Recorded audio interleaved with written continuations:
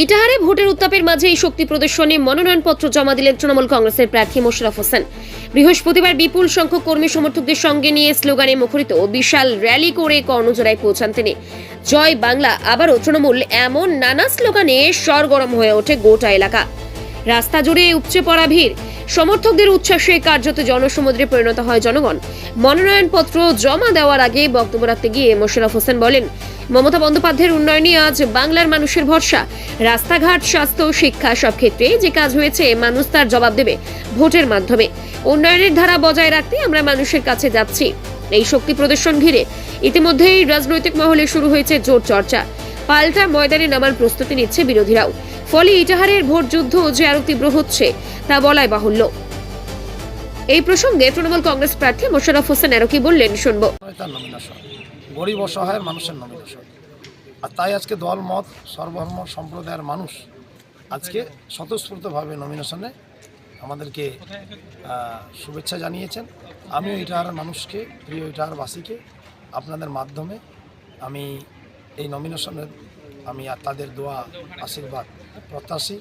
আমরা পর্যাপ্ত গাড়ি দিতে পারিনি, এত গাড়ির অভাব, তা না হলে লোকজন আরও জনসমুদ্র জনস্রোতের মতো, বন্যার জলের মতো আজকে মাঠে নামতো। তবুও প্রচুর জনবিস্ফোরণ, জনস্রোত আমরা দেখতে পেলাম। আগামীতে ইভিএমে তৃণমূল কংগ্রেস শুধু এই জেলাগুলো থেকে মানুষের আশীর্বাদ নিয়ে সরকার গঠনের পথে এগিয়ে যাবে।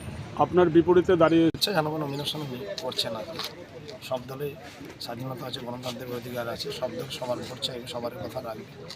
কিন্তু মানুষ এই সব দলকে অলরেডি অপসংখ্য করে দিয়েছে। মানুষ মনে হয় না এদের আর ক্ষমতায় নিয়ে আসবে, বা ক্ষমতায় আসার মতো জায়গায় এনারা নেই।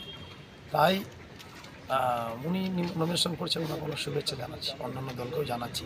আসুন সকলে মিলে আমরা একসাথে খুব শান্তি সম্প্রীতি মিলে সুশৃঙ্খলভাবে আমরা ভোট প্রচারণা করি, ভোট গণতন্ত্র উৎসবে মেতে উঠি।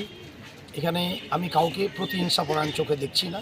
যারা আমার বিপরীতে নমিনেশন করছে তাদের আমি একজন প্রতিযোগী বা প্রতিদ্বন্দ্বী প্রার্থী হিসাবে আমরা দেখছি। প্রয়োজনে তাদের সঙ্গে দেখা হলে কথা বলবো, আমরা একসাথে ভোট প্রচার করবো, মানুষের মাঝে থাকবো। মানুষ তার গণতান্ত্রিক পবিত্র অধিকার, যাকে দিবে সেই রায় আমরা মেনে নেব। পরবর্তীতে আপনি যদি জিতে আসেন তাহলে পরবর্তীতে কী কাজ আগে প্রাধান্য পাবে বলে মনে করছেন? দেখুন, আমরা উন্নয়নে এই কয়েক বছর আমরা যে সুযোগ পেয়েছি, একটা করোনাকালীন একটা বড় সময় লকডাউন ছিল, সার্বিক কাজ উন্নয়নের একটা সময় আমরা পাইনি। তারপর যে স্বল্প সময় পেয়েছি, কেন্দ্রের একটা বঞ্চনা এই টার্মে আমার পিরিয়ডে, সার্বিক কাজের অসুবিধা, 10 কোটি মানুষকে বেনিফিশিয়ারি ডিস্ট্রিবিউশনে বেনিফিশিয়ারি উন্নয়ন করতে যে মাননীয় মুখ্যমন্ত্রীর আর্থিকভাবে অনেক সমস্যায় পড়তে হয়েছে। তা সেক্ষেত্রে আমি বড় বড় সেক্টর, যোগাযোগে তো আমরা বিপ্লবের বছর ইটাহারে তৈরি করেছি। পানীয় জলের সুস্বাস্থ্য কেন্দ্র 20টা একই দিনে আমরা করেছি। অনেক হসপিটালকে পিএসসিকে আপগ্রেডেশন করেছি। আমাদের পানীয় জলে একটা বিপ্লব হয়েছে। এইরকম অনেক রকম বিদ্যুতের কারণে অনেক কাজ হয়েছে।